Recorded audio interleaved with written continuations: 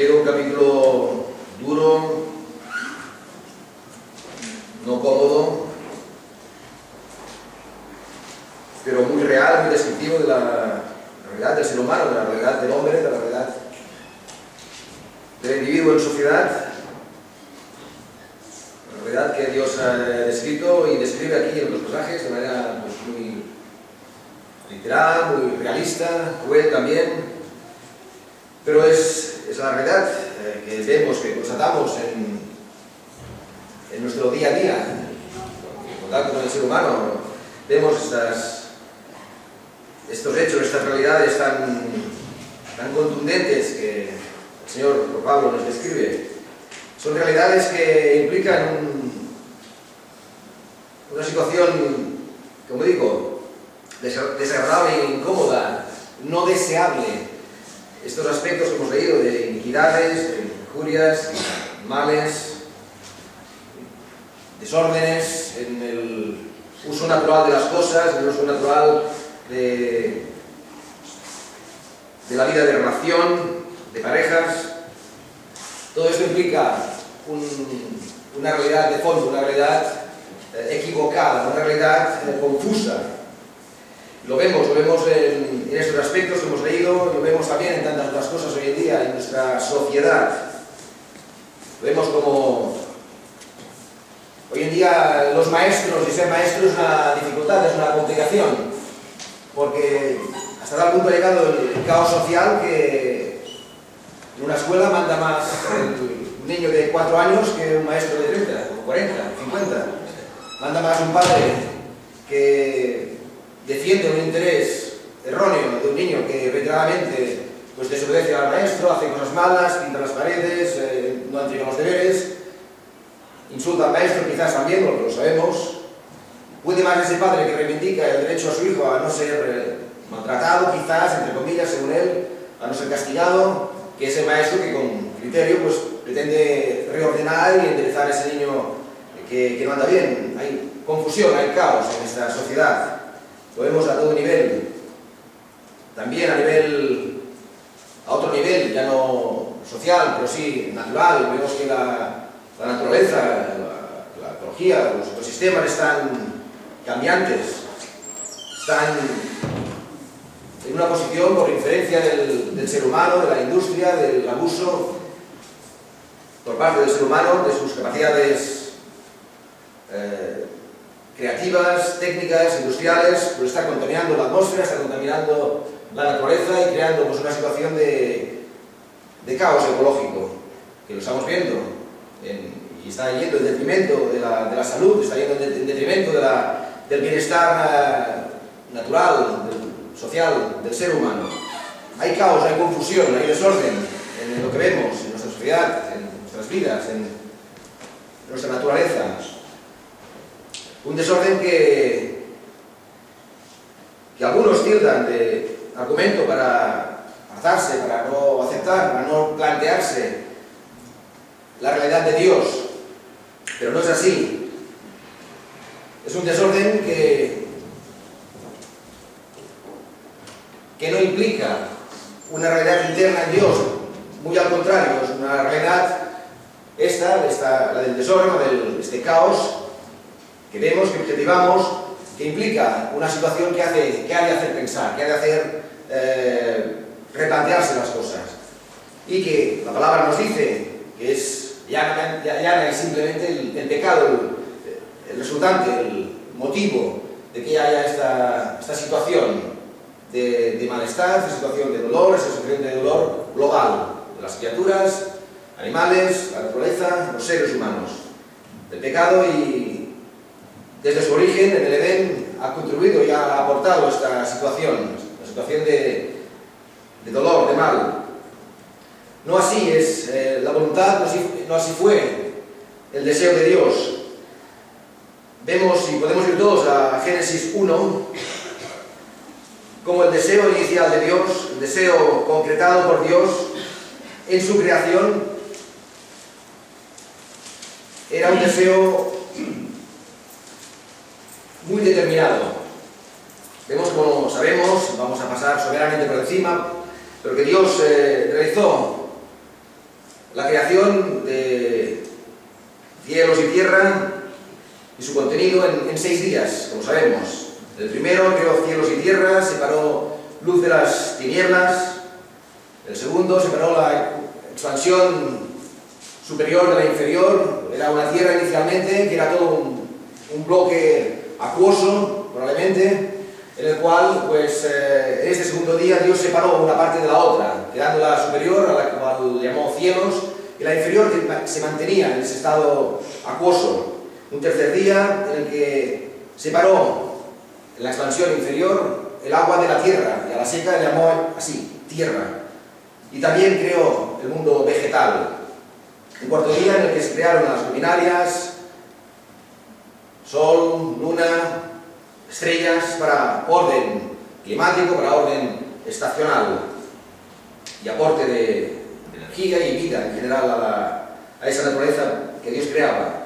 Quinto día donde se crearon los animales acuáticos, peces, anfibios, aves, y un sexto en la que ya se crearon reptiles y el resto de mamíferos terrestres, con el sumum de ese hombre, que fue la perfección final y guinda a esa creación de Dios.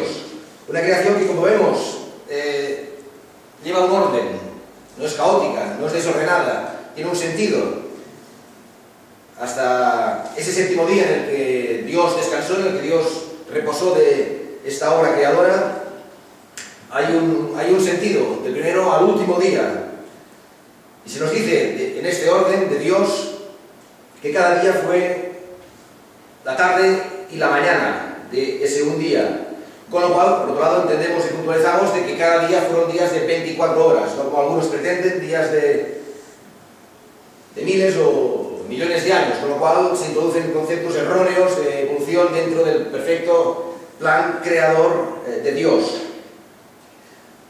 Fueron días como conocemos hoy en día, 6 días, y son unos 6 días que, por otro lado, como rúbrica de esta perfección, de este orden en Dios, están relacionados en sí. El primer día, el de la separación de luz de las tinieblas, se relaciona con el cuarto día, el día de la creación de las luminarias, de la luz solar que vemos hoy en día. El segundo día, el de la expansión de las aguas superiores de las inferiores, se relaciona con el quinto día, la creación de los seres acuáticos, peces, anfibios. El tercer día, la expansión de la tierra, el agua de la tierra, y la creación del mundo vegetal se relaciona con la creación también de los animales terrestres. Por tanto, hay un orden interno dentro de lo que Dios hacía y se revela en su creación, lo cual pues la rubrica y la perfecciona, y la califica como lo que Él cualificó. Hasta por 7 veces fue esta cualificación de buena. Lo vemos en este capítulo 1, versículo 4. Vio Dios que la luz era buena. El 10, llamó Dios a la tierra seca, de la reunión de las aguas llamó mares, y vio Dios que era bueno. El 12, creación del mundo vegetal, y vio Dios que era bueno, etc. Así sucesivamente en cada uno de los días y hechos creados. Como decíamos, con la rúbrica final de este hombre, que fue el último elemento creado por Dios. Vemos como Dios cualifica como bueno algo hecho por Él, algo maravilloso, único, en el cual pues tenemos que rendirle tributo de adoración por cuanto nosotros somos parte de esa creación. Una creación que ha pasado por el triste tamiz del pecado y llega hasta el punto actual en el que estamos, en el cual vemos, como leíamos inicialmente y como hemos escrito someramente, llega a una situación de caos, de confusión, de enredo, de perturbación, de dilución. No así era en un principio. En un principio esta creación fue perfecta, fue una creación ordenada, una creación detallada y una creación valorada por Dios como buena. No es una valoración, como no podía ser de otra manera, externa, sino Dios mismo, el autor de esta creación, la cualifica como buena. Por tanto, viniendo del ser máximo, de la máxima autoridad, de aquel que tiene el máximo derecho por esencia, tenemos que aceptarlo y valorarlo como tal, algo bueno. Y es que Dios, en esa creación, pues la creación de una manera, pues, como digo, detallada, perfecta. En Proverbios 8, se nos dice, cuando señalaba con compás la sobrefaz del abismo. Aquí utiliza un término de una herramienta para técnico, geometrías, ¿no? El compás, lo cual nos habla. Dios evidentemente no utilizó ningún compás físico, pero sí que habla de elementos detallados, de una cosa hecha con esmero, con el máximo esmero, con la máxima precisión, eficacia. Así fue esa creación. El Salmo 147 nos dice también al respecto: Él es el que cubre los cielos de nubes, que prepara la lluvia para la tierra, el que hace los montes producir hierba, el que da a la bestia su mantenimiento. Esta es la realidad, Dios creando de esta manera, teniendo a cargo esta creación y llevándola a cabo de una manera precisa, detallada, perfecta. Ningún detalle se le escapó, todo estaba bajo su control, lo cual era bueno y era lo mejor. Y todo hecho a través esa palabra fiat, del poder de su palabra. Como sabemos, en el Salmo 33 se nos dice: por la palabra de Jehová fueron hechos los cielos y todo el espíritu y todo el ejército de ellos. Por el espíritu de su boca. Fue la palabra de Dios, fue la voluntad de Dios ejecutada a través de su palabra la que se manifestó y se produjo para llevar a cabo este hecho creador. Esta realidad, la realidad espiritual inherente a Dios, se pasó y se concretó a una realidad física, material, palpable, con las manos. Esto se hizo por la gracia y por la realidad de su palabra. Fue su palabra la que, saliendo de él mismo, se ejecutó y se concretó en estos hechos maravillosos. Como decíamos, una creación perfecta, maravillosa, tanto la mínima, la pequeña, la microscópica, como la mayor, la visual, la macroscópica, la que podemos ver con nuestros ojos. Todo perfecto, todo revelador de que hay una inteligencia, una dirección determinada detrás de ella. No es casualidad, no es azar, no es un paso del tiempo aleatorio, no es algo que tenga que ver con aspectos no controlables, no. La naturaleza, aunque esté adulterada, como decimos, el pecado, revela una realidad creadora, revela un diseño inteligente detrás de ella. Como decíamos, el hombre, exponente máximo de esta creación, un hombre hecho, como se nos dice en la palabra, en este capítulo 1 de Génesis, un hombre creado a imagen de Dios. Los versículos 26 y 27 nos revelan este hecho. Hagamos al hombre a nuestra imagen, conforme a nuestra semejanza. Posteriormente se dice en qué posición en la naturaleza se ha colocado. Y en el versículo 27, por tercera vez, de manera repetida, por tercera vez dice: y crió Dios al hombre a su imagen. Por 3 veces esta evidencia notoria de que el hombre ha sido creado a imagen de Dios. Ningún otro animal, ningún otro elemento creador recibe tal merecimiento.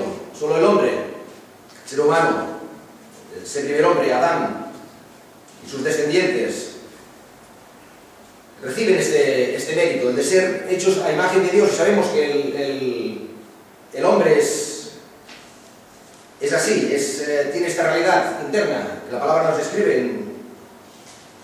Pablo en Tesalonicenses nos habla de esta: vuestro espíritu, alma y cuerpo.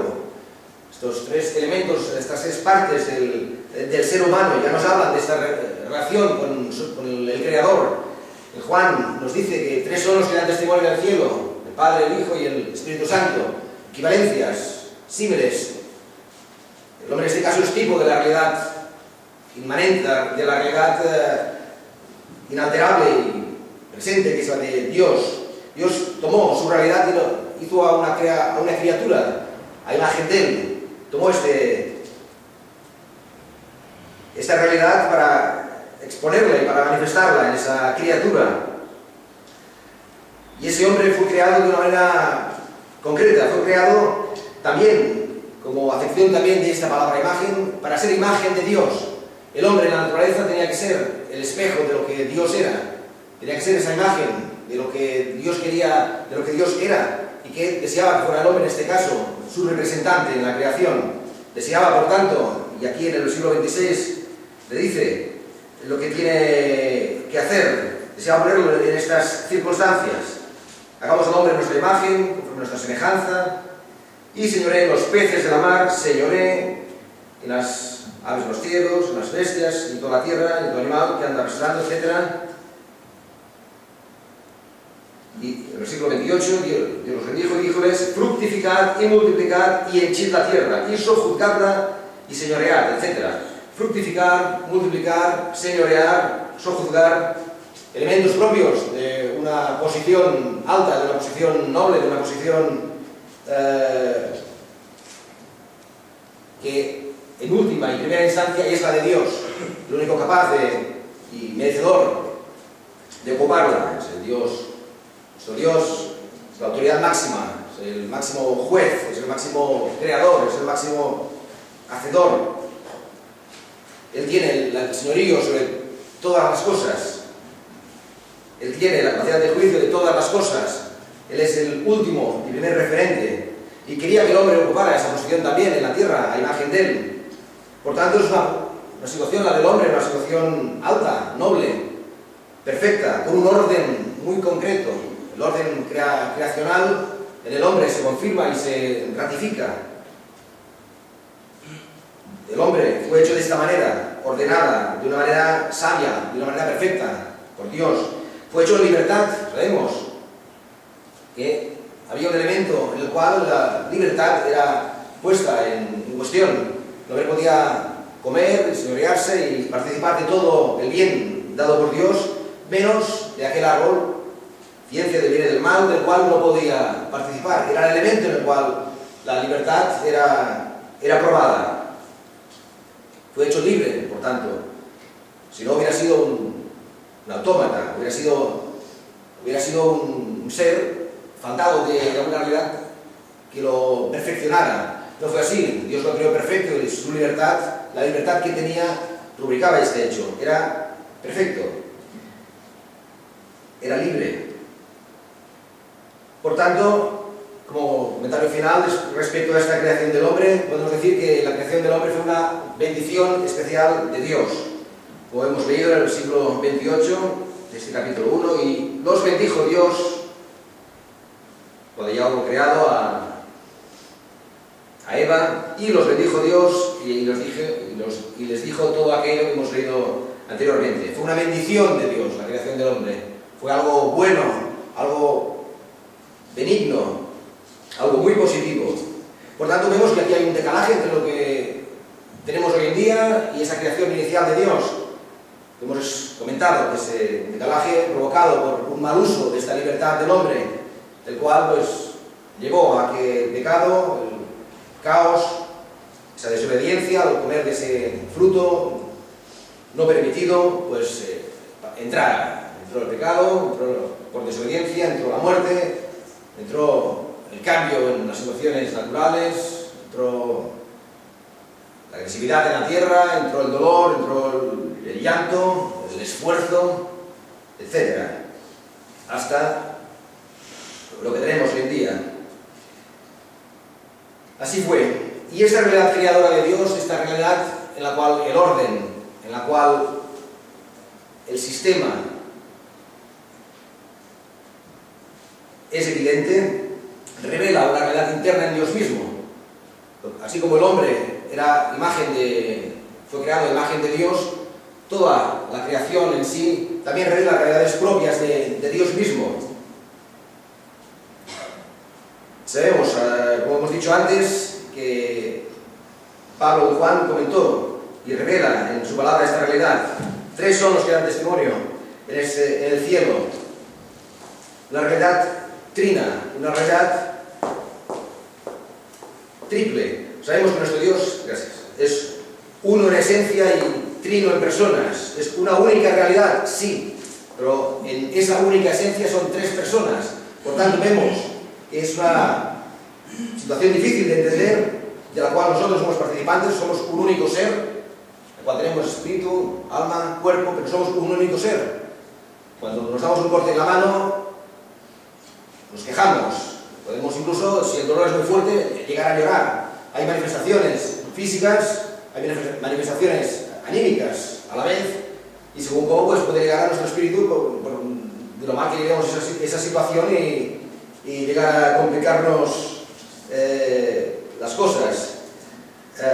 La realidad es que lo que somos, como decíamos antes, es proyecto de una realidad propia en Dios. Y en Dios está este hecho, es este Dios uno en tres personas.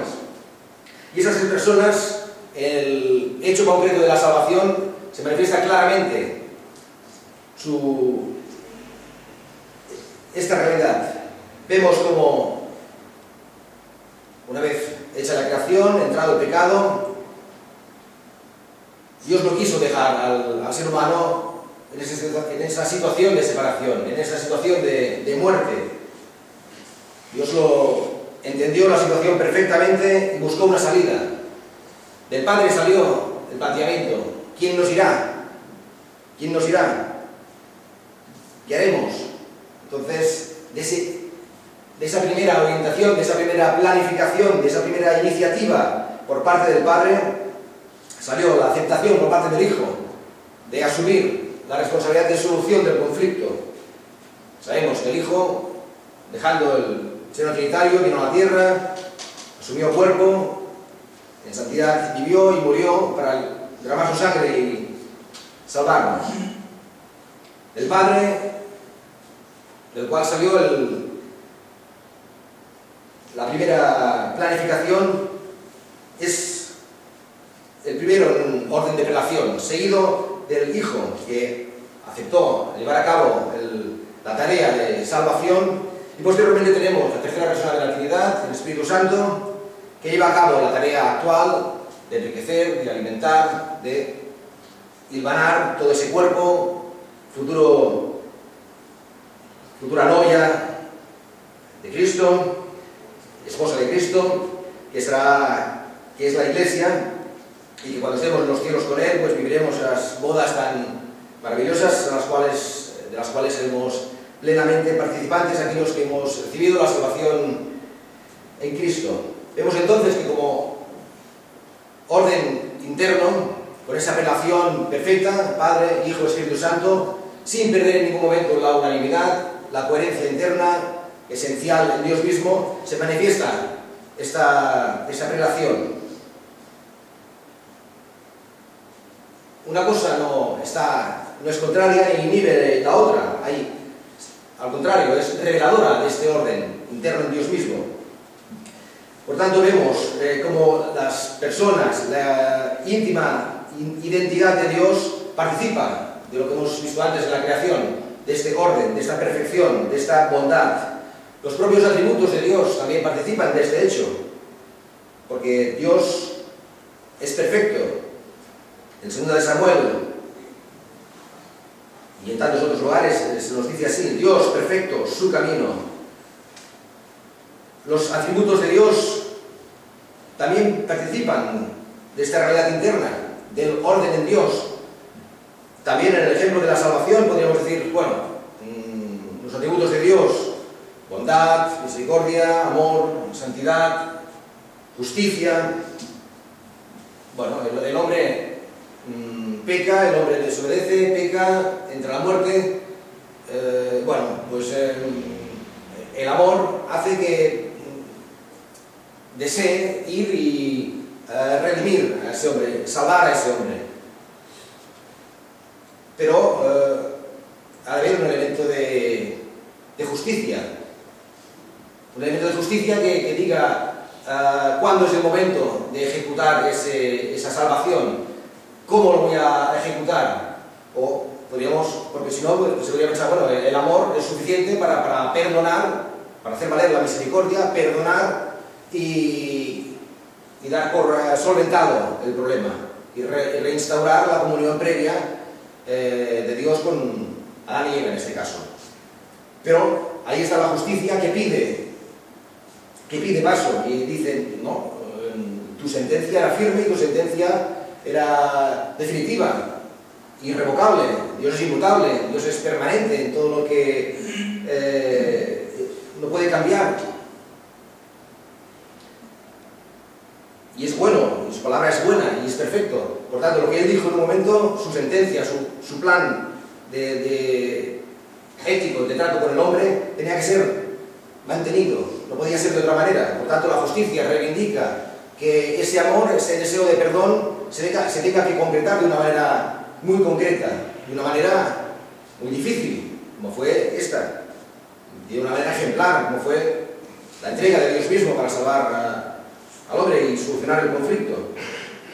Por tanto, dentro de los mismos atributos de Dios, ha de haber un orden, ha de haber un respeto interno, ha de haber una amalgama interna, una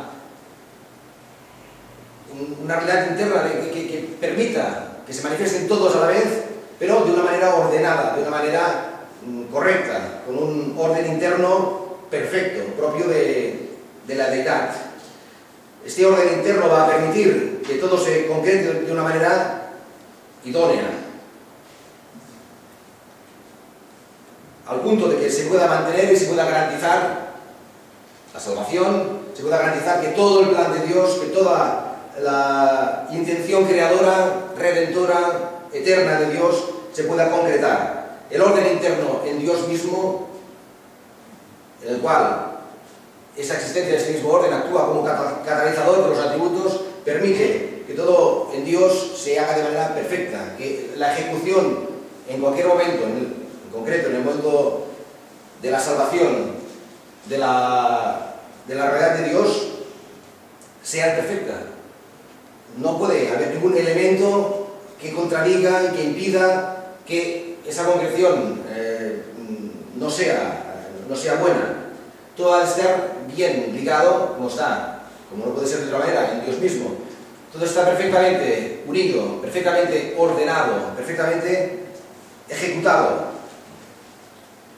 El hombre se equivoca. Nosotros, cualquier proyecto, iniciativa que tomamos, tristemente a veces, pretendiendo buscar la voluntad del Señor, nos equivocamos, tomamos malas decisiones, valoramos antes un deseo emocional, sentimental, que la lógica que impera en aquel momento. Nos equivocamos, tomamos malas decisiones, nos apresuramos o enlentecemos planteamientos. No así en Dios. Dios es perfecto y todo lo que hace y dice y ejecuta es perfecto. Dios es ordenado en ese sentido, internamente, en su esencia, sus personas, unánimes, pero ordenadas en la ejecución de las cosas, como en sus propios atributos. Internamente Dios es perfecto, es esencialmente ordenado y perfecto. Y Jesucristo manifiesta esta perfección de una manera absoluta. Aquel que fue ordenado desde antes de la creación del mundo, como se nos dice en Pedro, ya ordenado de antes de la fundación del mundo. Aquel que en Apocalipsis se nos dice que fue el libro de la vida del Cordero, el cual fue muerto el Cordero desde el principio del mundo. Cristo, ya ordenado desde antes de la fundación del mundo. Orden perfecto en Dios mismo, orden perfecto, ejemplificado en su Hijo amado, el que se dio por cada uno de nosotros, el que se apropió cuerpo, que lo entregó en la cruz por cada uno de nosotros. Ordenado, perfecto. Ese Cristo que restableció el orden inicial, aquel orden perdido por el pecado, lo restableció en su gracia, por su obra. En Colosenses nos dice: y por él reconciliar todas las cosas así, pacificando por la sangre de su cruz, así lo que está en la tierra como lo que está en los cielos. Este Cristo, ordenado desde la eternidad, recuperó el plan inicial de Dios de tener una plena comunión con el hombre, de disfrutar de esa relación íntima y ponerlo en esa posición de nobleza, en esa cuestión de prioridad y preeminencia en la tierra. Gracias a Cristo el hombre puede recuperar el orden inicial deseado por Dios. Es un orden que se recupera el pasado, y es un orden que posteriormente, cuando estemos con Dios en la eternidad, recuperaremos. Unión, intimidad, unión, santidad. Todo ello por la obra de Cristo. Y todo ello en base también al orden de Dios, dando a su Hijo en un momento determinado. No vino en cualquier momento, vino cuando se cumplieron los tiempos, cuando fue el tiempo de Dios, cuando Dios dijo: ahora has de ir a la tierra, ahora has de apropiarte cuerpo, ahora has de estar estos 30 y pocos años entre los hombres, ahora has de sufrir este periodo de dolor que sufrirás. Fue el momento de Dios, el tiempo de Dios, bajo la orden de la palabra de Dios. Y este Cristo también recibirá en un momento determinado, en base al mandato ordenado de Dios, toda la gloria. A Él se rendirán, se doblará toda rodilla, tanto los que están en los cielos como los que están en la tierra y debajo de la tierra, confesando que Jesucristo es el Señor, a gloria de Dios Padre. Esta realidad es la que Cristo manifiesta: el orden, la perfección, santidad en Dios mismo. Lo que Él hizo en la creación lo perfeccionó de una manera clara y evidente en la salvación, en la redención obrada por Cristo. Y ahora este Dios que se ocupó de nosotros, se ocupó del hombre, se ocupó del pecado, se ocupó de algo que era imposible de ser afrontado por nosotros, por el ser humano, ni por ningún otro ser creado. Este Dios desea que el hombre participe de estas realidades, desea que el hombre participe del orden que le es propio y que hemos visto. Y Dios en este orden, para que el hombre desea que participe de la única realidad, de la única entidad que le es agradable. Dios ama al hombre, al ser humano, Dios lo ama, pero lo único que puede aceptar por su santidad es aquel que viene de Él, aquel que viene a través de su operación. Y este sabemos que es la nueva criatura. En Gálatas tenemos este versículo: porque en Cristo Jesús ni la circuncisión vale nada, ni la incircuncisión, sino la nueva criatura, el ser nuevo, el ser interior. Ya no es el exterior el que se desgasta, el viejo, el que está en contacto con la realidad física, el que viene, el que se herencia del pecado. No, este como ser corrupto y corruptible es inaceptable por Dios. Dios no puede aceptarlo. Dios, por ser eterno, por ser santo, por ser inmutable, no puede mezclarse con lo que es mezquino, con lo que es corrupto, con lo que es finito. Dios necesita realidades esenciales propias de lo que Él es para aceptarlas. Así, la nueva criatura permite este hecho, permite la comunión con Dios, permite el contacto con Dios, permite disfrutar directamente desde el puente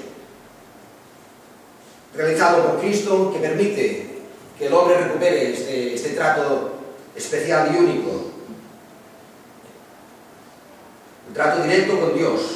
En 2 de Corintios nos dice: de modo que si alguno está en Cristo, nueva criatura es, las cosas viejas pasaron, todas son hechas nuevas. Es nuevo. La realidad del creyente ya no es una realidad antigua, pasada, ya no es una realidad repetida ni común, es una realidad nueva. Vivimos aspectos nuevos, vivimos realidades nuevas.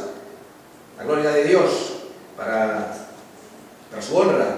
Pero son realidades que han de romper con el pasado, por mucho que nos cueste, tengamos dificultades, porque sabemos de la triste atracción que la carne y el mundo supone para nuestras vidas, pero la realidad de Dios trasciende este hecho y nos da esta oferta y esta posibilidad a través de esta entidad nueva.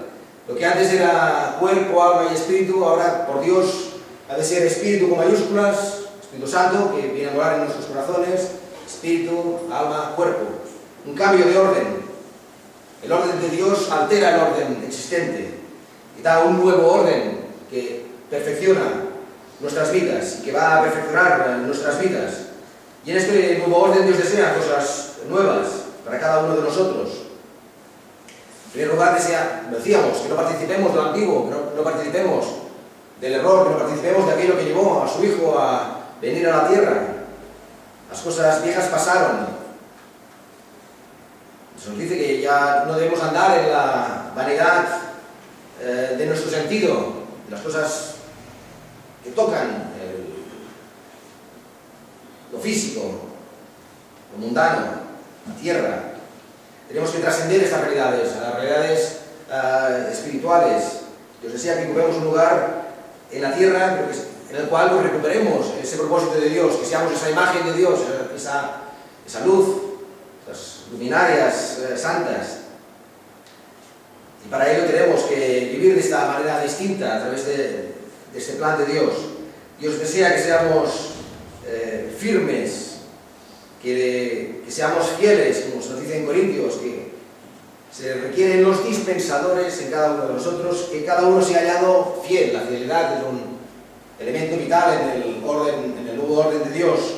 Seamos fieles, que seamos santos, que lo amemos a Él, como pasaje que dado por Dios a Moisés, repetido por el Señor, y que manifiesta ese gran principio, esta gran ley: amar a Dios sobre todas las cosas. Amar a Dios sobre todas las cosas, algo que es imposible para el ser humano. Para el hombre pecador, para la vieja criatura, es imposible. Es imposible.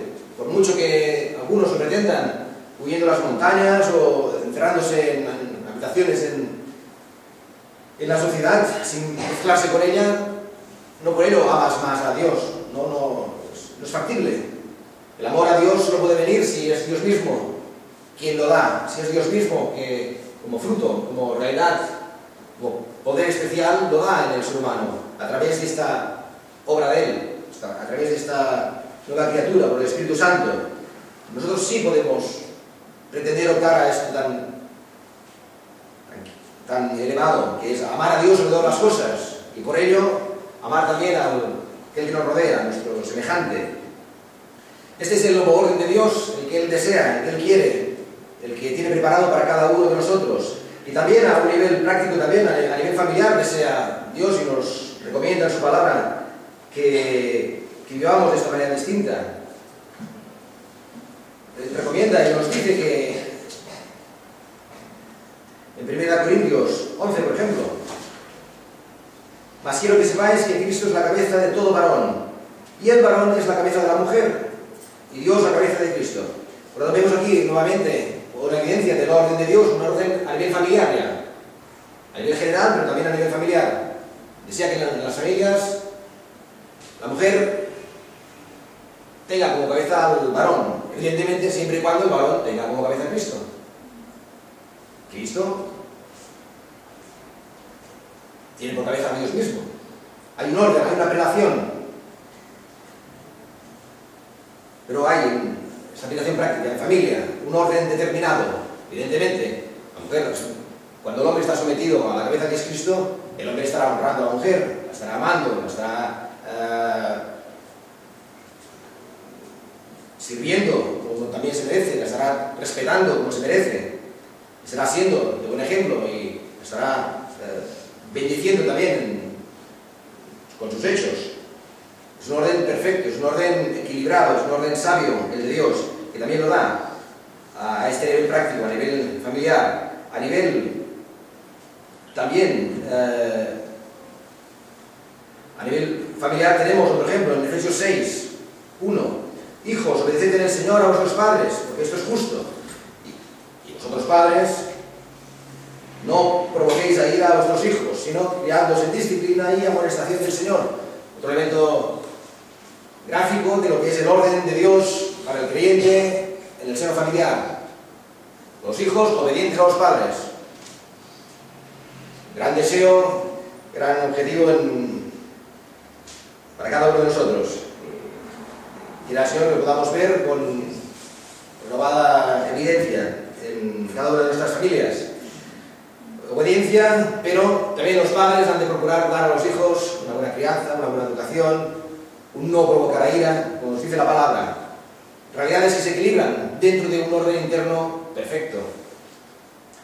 Dios desea que así sea. Dios desea bendecirnos con ello.